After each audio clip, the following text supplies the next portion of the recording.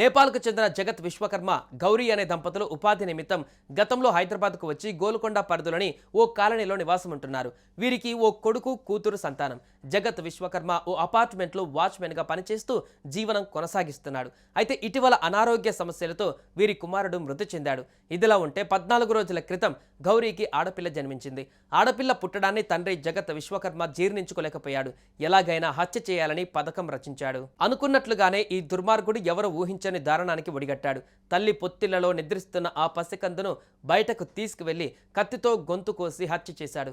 అనంతరం మృతదేహాన్ని గోనె సంచిలో చుట్టి చెత్త కుప్పలో పడేసి చేతులు దులుపుకున్నాడు.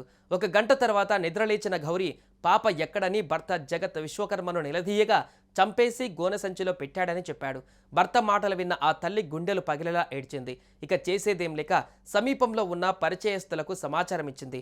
అనంతరం నిందితుడి భార్య గౌరీ ఫిర్యాదు మేరకు కేసు నమోదు చేసుకున్న పోలీసులు ఎట్టకెలకు జగత్ విశ్వకర్మని అదుపులోకి తీసుకున్నారు. పసిబిడ్డను హత్య చేసిన ఈ రాక్షసుడిని కఠినంగా శిక్షించాలంటూ స్థానికులు డిమాండ్ చేస్తున్నారు.